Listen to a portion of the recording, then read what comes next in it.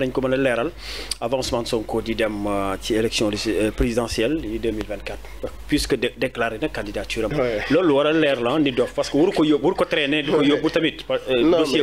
bu kii la. Il n'y a pas à traîner. Parce que tamit il n'y a pas à traîner. Ousmane Sonko, il ne se sent coupable ni de près ni de loin. Il n'y a aucune pression de son côté. Oui, nous campagne avec son discours, il n'y a rien qui change. Il n'est pas là à trouver des compromis ou des consensus. Dans ce dossier-là, c'est un dossier vide qui n'existe pas. On n'est pas en démocratie, on n'est pas en république. Ce sont des bandits. Ak des bandits. Yor sen ay plan ou bandits. Mooy dañuy fekk loo xam ne ñun ñëpp xam nañ ni du dëgg Sénégalais yëpp xam nañ ni du dëgg maanaam même su am fekkoon ne amul woon témoignage yu ñuy liggéeyee foofu amul témoignage yu la science amul témoignage yu des inspecteurs de la police amul ça le simple fait ñu waxee ni ko nii kese ñu toog ñu déglu analyser dañ naan c'est faux waxuma la ak nag. Tout est venu, c'est faux. Tout est venu, mais parce que c'est faux. Il faut ñu dem tribunal aussi. Non, mais non. Mais kan moo mës a bañ tribunal? Mu leer. Kan moo mës a bañ tribunal? De un, kan moo mës a bañ tribunal? Président Ousmane Sonko ba mu leen di waxee procès. Gaaw leen ci lii dellu ma sama passeport dama war a liggéey. Ousmane Sonko du dem wala kan moo def loolu? dañ koy jàpp. Kan moo def loolu? Su fekkee war na dem. Dama ni ngeen ñëw kanam taxaw ba nga xam ne si génn. Est-ce que bëgg ngeen réellement procès? Non. Mahfouz. Ousmane du xale bu ndaw. ñi ko wër duñu ay xale yu ndaw. Bu njëkk ba c'était une mise à mort une liquidation su sàgganoon piège bañ ko tàndroon su ca demoon ba léegi kenn nekkutul li wax Ousmane Sonko mooy mu dem garde à vue mu dem wuy ji audition mu ñëw ñu placé ko garde à vue loolu moo doon piège bi. après ñu mandat de dépôt. waaw balaa muy comprendre dara ma nga jeel. su gaa yi génnee xam nga parce que ñi fi jiñ viol ñëpp noonu la dañuy dem. parce que viol dafa mën ne dégg naa seen benn nit bu ñu jàpp temps yi ñu bëgg koo def le rapprochement tu naan gis ngeen sax même ku bokk ci état jàpp nañu ils essayent de boole lu bokkul gis nga nit ku violé nit. viol c'est très grave viol c'est très grave. lan mooy différence parce que c'est un viol. avec un certificat médical non déglul Mahfouz. parce que Sitor il est Mahfouz da nga may déglu. d'accord ak bismillah. un viol. bu am certificat médical. bu am ay témoignages directs ak ay preuves. boobu bu ñu la jàppee c'est pas un cadeau qu'on fait à l'opposition ni au Sénégalais c'est juste la vérité. il ne devait pas violer viol dañ koy tere viol ku koy def dana war a dagg sa bopp viol du yëfu nit naka la nit di violer nit xale bu ndaw kuñ jàpp ci viol danoo war a dagg sa bopp ak sa baat mais nag il faut mu nekk viol bu dul viol du viol. quand c'est politique mënuñoo fekk nit mu raconter une histoire à dormir debout mu xam si ni xale yu gën a ndaw nee nañ lii ak laa. koo xam ne jéemal nañ ko ci yeneen ak yeneen ba ñu yëkk ni day dem fenn ñu ne lii de occasion la kooku noonu ndaw si fa mu dokkoon dañ wax ñu bëri ci ay xaritam ak seen waa koñ booy maa ngi ci benn deal boo xam si ni bu génnee naa ci am léegi na nga doon ko wax même ndaw si def témoignage am déggoon lim ko doon wax. nan ko am na ko mooy déglu loolu je vais pas faire je vais pas faire des jugements parce que man Ousmane Sonko fa muy dem ak fa mu dul dem am na gel ak amul gel c'est pas mon problème comprendre nga li ma wax est-ce que. mais tamit ku bëgg a jiite Sénégal il faut nga am benn il faut nga. non mais non déglul gis nga nit ñi ils sont assez matures ci yenn yi y a des choses yoo xam c'est pas notre problème. palais ba sax am na yu fay xew dégg nga Barthélémy Dias nee na borom palais moo gën a nekk ñëpp ndaanaan te ñun am na yuñ ci dégg c'est ça nous intéresse pas. xam nga fi est-ce que dañoo bëgg a réduire à ce que ñu def ay jugement nit ñi bu dee dem ça ne nous intéresse pas. ci am réew la ñu nekk réew ma mais xam nañ nu mu demee yow xam nga ko da nga ma bëgg non xaw ma. non mos nag maa bëgg a puus ma génn saako yi. non xaw ma li nga bëgg a wax. mais ndaanaan la. maanaam. Macky ndaanaan la. bu mag a mag. ndaanaan bu mag a mag la mais on s'en fout de ça. Barthélémy Dias wax na ko ñu ay góor lañ doxuñ si yooyu on s'en fout de ça suñu réew lañ ko laaj suñuy milliards li muy signé après moom xam nga passement de jambes yeeg roulement yi ça ne nous intéresse pas sa vie privée ne nous intéresse pas. ok dossier bi yaakaaroo ne mu am léegi nag ñu bëgg loo xamante ne yaakaaroo mu am lu mu doon benn tâche boo xamante ne Ousmane Sonko bu ci génnee du am jafe-jafe pour jóg. mënut a xam nga nit yàlla nee na. dans l'ombre je fais jaillir la lumière loolu lañ fi gis parce que tey jii li ñëpp foogoon buñ ko tuddee ci benn sang non loolu moo ko yëkkati ci kaw ñu ko bëgg ñëpp fa lañ jaare bëgg ko parce que suñu borom quand il te met à l'épreuve il te met à l'épreuve même les décisions que tu prennes moom daf ciy agir parce que njëkk naa dem ci ay kii de massage yu thérapeutique yu gën a sophistiqué mu cher loolu lépp ci kii suñu borom la parce que il fallait mu dem fa pour mu am ay preuves comme quoi que ni. il a foofu la ñuy fajoo tamit. non j'explique non damay expliquer. gis nga suñu borom Mahfouz su ngeen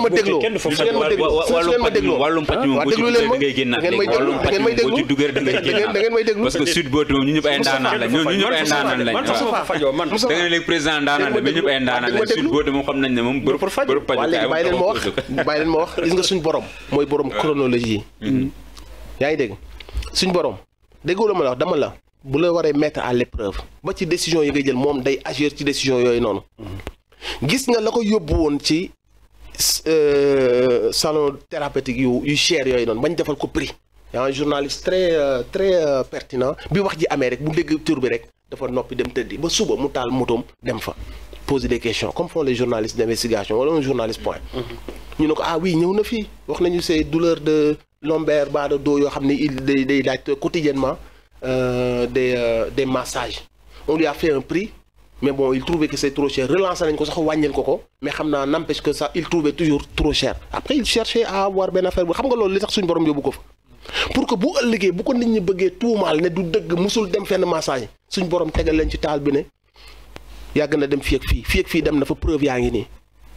xam nga dañuy laaj ay antécédents damay expliquer rek bu ngeen bàyyi rek ma ñëw léegi bu mu demee noonu bu ngeen demee noonu non xam nga ñooñu ñu ngay génnee xam nga état day fay li day fay laa da nga may déglu rek soo ma dégloo man may expliquer soo ma bëggee dagg soo ma bëggee loolu yooyu da nga may déglu rek soo ma dégloo ñu juboo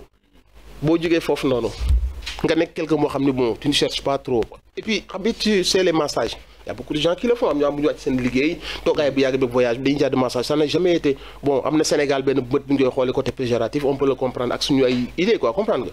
mais dans les pays normands et tout ça les gens dañuy wàcc jaar se masser le dos ñoom ak seen jabaroo ñoom kese ñibbi y a pas de souci à ça c'est un travail boo xam ne dañ lay bindal sax état nal demal def xam fi est-ce que léegi soo fa waree dem nga xool nga bëgg un truc non pas seulement cher mais un truc très rapide boo xamante si ni à tout moment mën nga fa dem tranquillement soo amee sa benn xarit bu la proposer fenn nga gis cadre bi xam nga c'est pas quelqu'un de VIP qui cherche fu stade yi di daje mais nga gis benn xarit bu proposer la fenn foofu de un soriwu la de deux cadre bi c'est un cadre familial c'est rassurant jëkkër ak jabar ak doom ak mindaan ak ñëpp nga fa nga ni ah fii ça peut le faire nga dem essayer nga gis que ni ah fii c'est assez tranquille nga dem ça devient une habitude léegi nag li may d'accord ak yéen mooy dayoom ak topp gi ñu koy topp ak waajal gi ñu koy waajal te mu yëg ko surtout ci côté merci ak yu ne mel yu mu yëgoon yaa ngi dégg li ma wax mu continuer dem parce que dans son fort intérieur il sait qu'il a rien à se reprocher mais dama la suñu borom aussi su la bëggee defar dafa lay xuus ci benn affaire mais ku xam présence d'esprit Ousmane Sonko da ngay xam que ne bu dul woon li mu nekk bëgg-bëgg suñu borom danaan fële daal wóorul bàyyil ma toog fii nii naa mais dafa dem. mais ci fi muy dem. ba fi ñu agsi nii c'est pas interdit par la loi. ok mais présentement. mu dem fa demaat ñu xëy suba préparer seen ay mbir préparer seen kenn ku jigéen ko toog ne kañ lay ñëw ki kañ lay ñëw ana numéro amul sax numéro téléphone am mosu koo gis en dehors de endroit boobu noonu 2 fois la ko mës a gis yi mu koy massé yëpp moom dafay nekk ak co-masseuse am ak yeneen waa kër ga ñu xëy un suba nañu waa ji dafa ñëw indi ay fetalam tak benn kër gu ndaw boo xam ne buntu bi ak buntu bee fii la mi il faut arrêter. il faut arrêter rapidement cette histoire procureur bi jël affaire bi yokku ci xoolal ñu yokku ci faux usage de faux présenté ko waa assemblée nationale ñu jël ay photo wu ñeneen dugal ko ci à base de faux ñu teggi maraanu kiiraayam yaa ngi dégg li ma la wax il avait le droit parce que c'est faux usage de faux lañ ko defee juge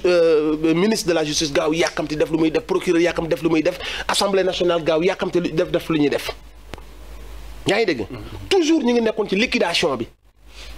gis nga comme li ma la sànq bu président Ousmane Sonko juumoon ba dem wuy ji yàllaa ko dimbali mu am tuuti recul waxtaan ak ay avocat am. kon li nga waxee ni duñ ko wet du wuy ji ah. non loolu bu njëkk laa lay wax. loolu jamono jël mais dama bëgg ñëw ci actuellement. il faut pas déconner avec les Sénégalais gars yi du ñu ay dof de fi ñu toll tey jii nii gis nañ ministres yi ak députés ñëpp ñu ngi siy wax nañ yëkkatiwaat dossier bi nañ ko yëkkatiwaat. yàpp Sénégalais yi rek. waaw di ko ay méthodes bandi la xool xam nga lu laa wax ma Moustapha nekkatuñ dans une république wala ay affaire intelligence xam nga ci lu ñu nekk ay méthodes de voyous et de bandits on tient un truc ñoo tey dañuy jéem a daal xool naka lañ ko kiyee justice bi dana ànd ak ñun bu ñuy jéem a doon ñu woo alkaati wala ñu woo nangam ci loolu lañ nekk nekkatuñ ci lu xel mën a nangu parce que dossier bii nii ak li ci témoins yi wax ak li ci di wax ak li ci lay wax même un juge d'instruction bu am responsabilité gëm boppam dafa waroon def teg non-lieu bu dee li am dëgg bu dee ci dëgg kese la ñuy dox dañoo nekkatul ci dëgg nag moo tax ñu yónni ay voyous ay sàcc yoo xam seen kër yi chaque jour ñu fekk fa ay milliards ñu dem di def ay conférence de presse naan dama yóbbu déw maaka nan jàpp déw moom na parce que gis nañ que ni le président a fait une sortie et que le monde entier jug taxaw les panafricains les médias africains les médias internet ñëpp jug taxaw il fallait ñu contrecarrer cet élan de sympathie parce que gis ngeen ko plusieurs fois à chaque fois que le président Ousmane Sonko am élan de sympathie ñu jël seen élément boobu xale boobu ñu jël en otage donc j'ai aucune sympathie pour moom wala yërmande ñu defloo ko vidéo mu génn koo xamante si ni elle a pas de pudeur il y a des vraies victimes il y a des vraies victimes de viol pour dire la vérité day fecci di am na ay preuves elle a des vidéos elle détient des vidéos. non mais il faut pas déconner Mahfouz dama ni gars yi dañ bàyyi seen caaxaan yi quoi dañ bàyyi caaxaan yi xale bi nee na am nañ bàyyi caaxaan yi dama ni ñoo xamante si nii xam nañ ci ay caaxaan lañ nekk dañuy dem ñoom ci ay am ay golo comme Mame Goor Diazaka genre nit yu mel noonu mën ngaa wax ak ñoom yenn yi mais nit ñi am fulla ak fayda am na yoo xam boo ne ko dañ naan la arrête yow Farba Ngom bul wax ak ñun tu n'as rien à nous dire milliards yi ñu sàcc sa kër foo ko jëlee milliards yi ñu la waxal foo ko jëlee ci diir bu gàtt même Bill Gates n'a pas eu ces milliards ci diir bu gàtt boobu noonu donc yow arrête de faire des conférences de presse pour qui tu te prends pour faire des conférences de presse dans ce pays loolu lañ la war a wax ñun nitu dëgg yi loolu lañ lay wax. na dem ndox nga dem toog il a pas de légitimité pour parler ñun ñëpp Sénégal boo toogoon nga teg fukki nit boo leen tegoon nga laaj leen witi dañ naan la sàcc la te gëm nañ ko seen biir xol kooku moo taxaw di ñuy wax ay wax xawma la cette histoire ah bu la neexee nga tudde ko noonu man les faits laa lay wax les gens qui s'enrichissent là du tic au tac qui deviennent milliardaires c'est impossible il y a pas Sénégal benn entreprise koo xam naa la damay jaay ay kër damay jaay ay kii nangam sangam dama ciy gagné par exemple boo jaay benn gagne am fii 20 millions am fii 10 millions kooku commission comment tu vas trouver des milliards ci benn diir bu gàtt ça n'existe pas ce sont ces gens-là ñi nga xam ne ñoo teg Sénégalais yi naqar bi ñuy dund coono bi ñuy dund vie bu cher bi ñuy dund ñàkk fay ñooy ce sont ces mêmes gens-là qui vont venir nous dire qui vont nous parler d'un faux viol boo xam ni médecine nee na y a pas de viol gel bi fen leen dama vierge médecine ne leen kii deuxième guerre mondiale fekk na déviergé wu na médecine na ko wax du samay wax mais viol répétitif la ñu wax léegi virginité bi yàgg nañ waaw d'accord virginité bi yàgg na ci kii virginité bi nag on en parle non nit bu fenee gis nga boo demee dans la justice américaine gis nga la fa DSK là quand la meuf là a menti justice boobu en matière de viol parce que bu ñu ko criminaliser day ça devient grave comprendre nga en matière de viol contradiction waxuma sax fen mais contradiction rek day indi problème ci sur l'accusé parce que l'accusé doit apporter des preuves waxuma la nag mu contredire boobu milliards de fois fen ci kanamu justice daat ne man dama vierge wax ko garde à vue loolu rek tëj na wax ji mu ñu dem médecin bi ne leen kii deuxième guerre mondiale bu Hitler bi fekk na que ni moom dem na Baba Garage deuxième guerre mondiale en 1945 la xawma médecine wax leen loolu ne leen 3 jours yi passé elle a pas eu de rapport sexuel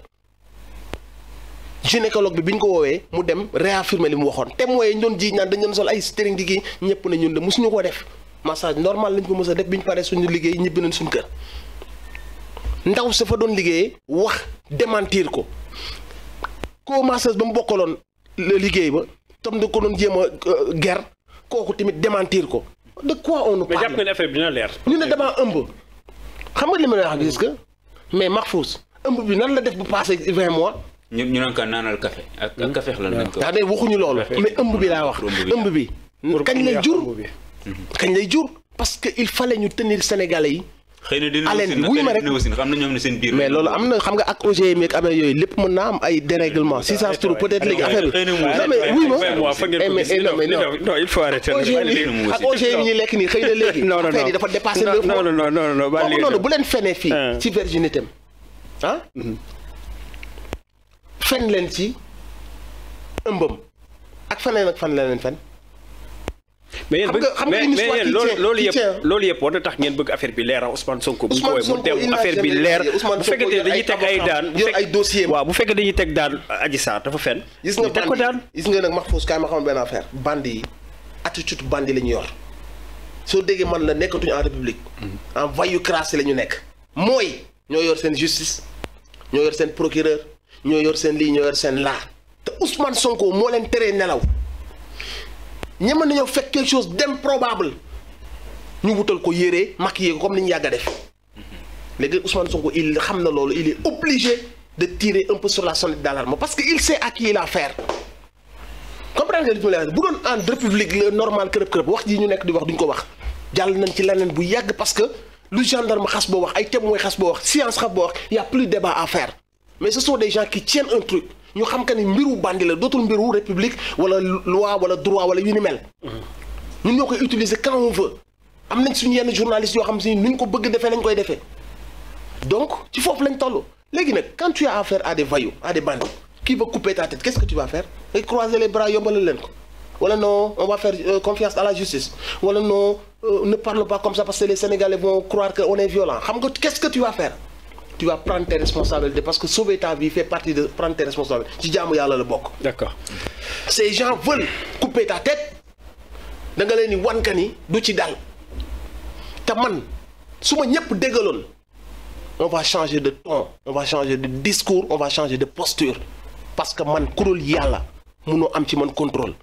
mun leen a toog fële di décider kuy dee ak ku dul dee ku ñuy tëj ak ku ñu tëj à base de mensonges ba noppi ngeen bëgg ñu respecter leen. man su fekkoon may décider barke yaa rabbi alquranul karim on va changer de ton vous voulez me tuer. mais loolu ndax mën na ci dara loo xam ne mi ngi ci loxoy yoon. bu ngeen changé ban yoon baa ngeen fippu mbaa ngeen bëgg a ñëw suba jiite ngeen bëgg a ñëw suba jiite aussi. léegi nag non ban jiite ñun. Ousmane Sonko il est propre président aussi ngeen am yenn kii ngeen war a leeral war a respecter justice bi def leen ko bu subaa aussi da ngeen am problème. Ousmane lii du cas Ousmane Sonko lu mu ci mën a xam ne lii du cas xam nga il a affaire à qui. il a affaire à des gens qui ont trahi leur peuple qui ont appauvri leur peuple ku ci nekk sàcc nga ay milliards ñu xam que ni booy bii moo war a mën a ñëw changer donne bi kii moo war a ñëw wan Sénégal yi que ni ñun ndeka lañ doon def du politique mais pàccoo la ñu xalaat que ni nañ def ba dagg boppam nañ def ba du àgg fa mu jëm parce que bu fa àggee suñu càcc gi mën nañoo yóbbu kaso wala mën naa nangu suñuy teranga Ousmane Sonko il sait que on n'est plus en politique on n'est plus en république il est en face de lui des voyous bien organisés yuy utiliser ay institutions officielles pour faire le sale boulot donc il faut agir en conséquence man nag li may wax Sénégal yi mooy ñàkk fayda moo fi amul tiit moo fi amul ragal moo fi amul fi kuy ragalal yàlla li ñuy jéem ñoom daga leen ni wan ka ni maa leen gën a pare parce que comme doxatuñ ci droit doxatuñ ci loi doxatuñ ci justice mbiru bandi la ñuy dox il faut nga défendre sa vie comprendre nga yàlla moo fi nekk suñ boroom moo fi nekk kuy ragalal suñu boroom Macky Sall man personnellement ragaluma ko ragaluma kuy nuroog Macky Sall ci àdduna ku dul yàlla man ragaluma la Macky Sall du dara nit kase la Moustapha moomu fi dara doomam yooyu mu jur sax moomu leen oto bi muy dawal moomu kër gi moom di tabaxal këram moomu ko fii kenn amu fi doole yàlla kese am doole ku dugal nooyi mu dugg wóorul ndax dina génnaat kenn wóoru la que ni Mahfouz gi ñu lay woowee sax moomoo ko sama tur bàyyil sama tur ba ngay boo génnee ci biit léegi gis nga ko tudd Mahfouz sama doom ni boo ci dóoroon kenn léegi ñu jàppale yóbbu ci kaso bi kon duñ say doom moomoo leen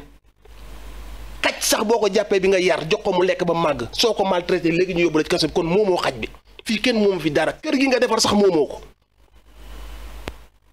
occupant kase nga fa mën ngaa wuti ay karo wuti peinture wuti alal defar ko ba mu àgg boo moytuwul kër ga yow mi defar kër ga wóoru la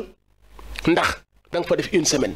wala 10 jours wala 1 an wala 100 ans ça ne tient à rien du tout nit boo xamee loolu warutoo ragal ki lay napp ak ki lay tiital nit kese la fii kenn moomu fi dara ñun ñëpp dañuy dem même soo deewee say jëf moomoo ko. mais nii dañu la say jëf ya nga yóbbu bàmmeel même jëf ya nga yóbbu bàmmeel moomoo ko. d'accord mais Nidof parce que foofu daan la laaj sa morom yi nga daan tooñ. Nidof su la yàlla baalul sa morom ya dana nga jël say jëf yu baax jox leen. d'accord ñoom ñu jël da nga jël say yiw jox leen ñoom ñu jël say bàkkaar jox leen. ñu ñëw ci beneen affaire kon kuy tiital yàlla. ñu ñëw ci beneen affaire pour tëjee ko Nidof ndax waxtu bi mi ngi avancé